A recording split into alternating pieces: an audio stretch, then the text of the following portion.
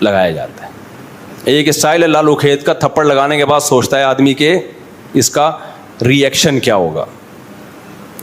تو مشرک کیا کرتا ہے, الفاظ کے بکھیڑوں میں الجھاتا ہے. آپ یہ آج کل یہ منجن بہت بک رہا ہے, بہت زیادہ بک رہا ہے یہ منجن. وہی میں بار بار کہتا ہوں نا, فرقہ واریت کے خلاف. میں کس کے خلاف ہوں؟ فرقہ واریت کے خلاف. لوگ کہتے ہیں ویل ڈن, یہ بندہ ہے نہ حنفی ہے نہ شافی ہے نہ دیوبندی ہے نہ بریلوی ہے نہ شیعہ ہے نہ سنی ہے, واہ واہ. کام کیا ہو رہا ہے؟ نیا فرقہ لانچ. بجائے اتنے ساروں کو ختم کرنے کے ایک نیا مارکیٹ میں آ رہا ہے. لوگ کام نہیں دیکھ رہے, لوگ کیا دیکھ رہے ہیں؟ لیبل دیکھ رہے ہیں. تو بھائی ہم تو یہی چیخ چیخ کے تھک گئے, اللہ کے بندو لیبل مت دیکھو, کام دیکھو. دیکھو تبلیغ والے فرقہ واریت کے خلاف ہیں, کام سے پتہ چلتا ہے خلاف ہیں. تبلیغ والے یہ کر سکتے تھے, ایک رائمنڈ میں اجتماع کرتے, ہمارا کوئی فرقہ نہیں ہے, حنفی بھی غلط, شافی بھی غلط, مالکیہ بھی غلط, حنبلی بھی غلط, دیوبندی بھی بول لو نا یار غلط, بریلوی بھی غلط, شیعہ بھی غلط, سنی بھی غلط, اہل حدیث بھی غلط. حاجی عبد الوہاب صاحب رحمۃ اللہ سے پوچھتے حضرت صحیح کون ہے؟ صحیح صرف ہم, کیونکہ ہمارا کوئی فرقہ نہیں ہے. سمجھ میں نہیں آ رہی بات؟ پھر اس جماعت میں جب کوئی آتا, پھر حاجی عبد الوہاب صاحب کی قرآن و حدیث کی روشنی میں اپنی ایک نئی نماز آتی مارکیٹ میں, ٹھیک ہے نا, سمجھ رہے ہو, جو نہ حنفیوں سے میچ کر رہی ہوتی نہ شافیوں سے میچ کر رہی ہوتی.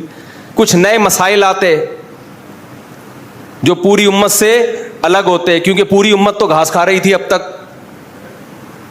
آپ فرقہ واریت کے خلاف. پھر جب کہتے حضرت یہ تو ابو حنیفہ بھی اس کے قائل نہیں ہے, آپ کوئی نیا مسئلہ مارکیٹ میں لے کر آئے ہیں, یہ تو اجماع امت کے خلاف ہے. وہ کہتے ہیں میں کسی کو نہیں مانتا, میں صرف قرآن کو اور حدیث کو مانتا ہوں, اور سہروزے کی جو جماعتیں میں نکالوں گا ان جماعتوں میں یہی سکھایا جائے گا کہ صرف قرآن حدیث, اور قرآن حدیث کا مطلب یہ ہوگا کہ باقی سارے کیا ہیں؟ غلط. قرآن حدیث کو تو سب مانتے ہیں, لیکن قرآن حدیث کو اس طرح سے ماننا کہ باقی سب کو کیا کر دینا, کہ باقی سب گھاس کھا رہے تھے, وہ تورات انجیل پر عمل کر رہے تھے, ہم کیا کر رہے ہیں؟ ہم ہیں جو قرآن و حدیث کو لے کر آئے ہیں.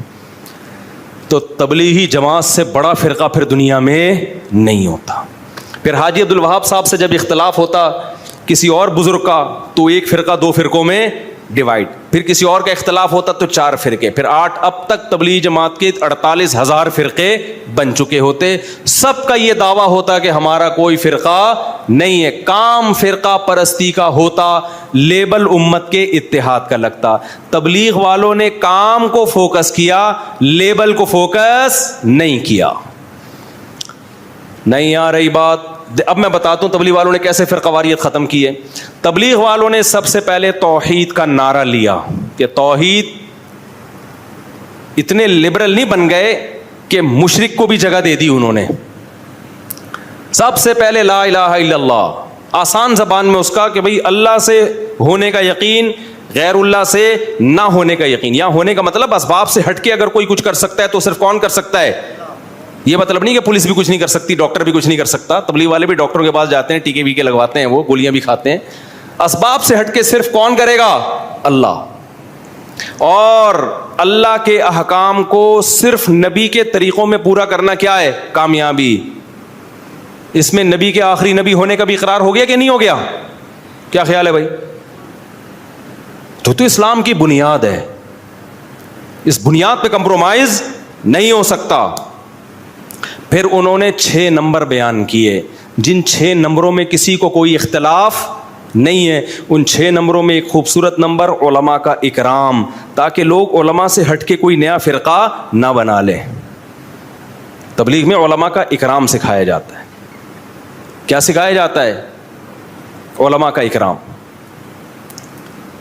اس لیے آپ تبلیغ میں جاؤ، کوئی ٹانگیں چوڑی کر کے نماز پڑھ رہا ہے، کوئی پتلی کر کے نماز پڑھ رہا ہے، عرب بھی ہیں اس میں، مصر کے لوگ بھی ہیں اس میں، افریقہ کے لوگ بھی ہیں اس میں، مراکش کے لوگ بھی ہیں، حالانکہ سب کی نمازیں تھوڑی تھوڑی ڈفرینٹ. اور صحابہ میں بھی یہ نمازیں تھوڑی تھوڑی ڈفرینٹ تھیں. تو صحابہ میں فرقے تھے کیا فرقے؟ صحابہ میں رفع الیدین کرنے والے بھی، نہیں کرنے والے بھی، زور سے آمین والے بھی، آہستہ آمین والے بھی. تبلیغ نے اپنے عمل سے بتا دیا کہ جب صحابہ میں ڈفرینٹ قسم کی نمازیں ہو کے بھی ان کا ایک فرقہ ہو سکتا ہے، تو ان ڈفرینٹ نمازوں کو مناظروں کر کے ختم کرنے کی ضرورت نہیں ہے. اللہ اس امت میں اسی ڈفرینٹ قسم کی نمازوں کے ساتھ ہی اس امت کو متحد دیکھنا چاہتا ہے. تو تبلیغ میں رفع الیدین والے بھی ملیں گے اور نہ کرنے والے بھی، زور سے والے بھی اور زور سے آمین والے بھی، آہستہ آمین والے بھی. انہوں نے کہا بھائی صحابہ کا یہ ہیڈک تھا ہی نہیں، جس کو جو حدیث پہنچی عمل کر لیا اس نے، جس کو جس عالم پر اعتماد ہوا اس کی رائے پر عمل کر لیا. پوری دنیا میں اس وقت مسلمانوں کا سب سے بڑا نیٹ ورک کون سا ہے؟ تبلیغی جماعت. توحید پر کمپرومائز نہیں، ختم نبوت پہ کمپرومائز نہیں کیا انہوں نے، کیونکہ اللہ سے ہونے کا یقین اور اللہ کے حکام کس کے طریقے پر؟ نبی. اس میں مرزا قادیانی کی جگہ نہیں ہے. باقی بھائی حدیث کی تشریحات میں اختلاف ہو سکتا ہے. آپ چاہتے ہو میں اپنی رفع الیدین والی نماز پوری امت پہ تھوپ دوں؟ اس سے اختلاف ختم نہیں ہوگا، اس سے اختلاف بڑھے گا. امت کا آدھے سے زیادہ طبقہ ہمیشہ رفع الیدین کے بغیر نماز پڑھتا آیا ہے. اسی طرح آپ بغیر رفع الیدین والی نماز رفع الیدین والوں پر تھوپنے کی کوشش کرو، اس تھوپنے سے اختلاف ختم نہیں ہوگا، اس سے اختلاف بڑھے گا. کیونکہ بہرحال بہت سارے صحابہ رفع الیدین کے قائل بھی، بعض صحابہ رفع الیدین کے قائل بھی تھے، اور بخاری مسلم کی حدیث ہے. اختلاف اس میں کہ آخری دم تک کیا ہے کہ نہیں کیا، تو اختلاف ختم نہیں ہو سکتا. تو اگر آپ ایک نماز بھی تھوپو گے دوسرے پر تو اس سے لیبل اتحاد امت کا لگے گا. کام کیا ہوگا؟ اختلاف امت کا. تو تبلیغ نے لیبل نہیں لگایا، تبلیغ والوں نے کیا کیا ہے؟ کام کر کے دکھایا ہے. اور آج بہت سارے اسکالر اتحاد کا لیبل لگا رہے ہیں، کام کر رہے ہیں امت کو توڑنے کا. اور جتنے نئے فرقے بنے ہیں نا، جنہوں نے چاروں مذاہب کو ختم کرنے کی کوشش کی ہے کہ بھئی حنفی، شافعی، مالکی، حنبلی یہ چاروں غلط، ایک پہ آ جاؤ، ان کے 4 سے بھی زیادہ فرقے ہوئے ہیں.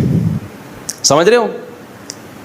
ان کے درجنوں فرقے ہوئے ہیں پھر، یعنی وہ جمع نہیں ہوئے. ہونا تو یہ چاہیے تھا چاروں کو ایک بنا دیا جاتا نا، یا 4 تک رہنے دیا جاتا. جب انہوں نے یہ کوشش کی کہ 4 کو ختم کر کے ایک پہ لائیں، تو کوشش کرنے والے خود درجنوں میں بٹ گئے.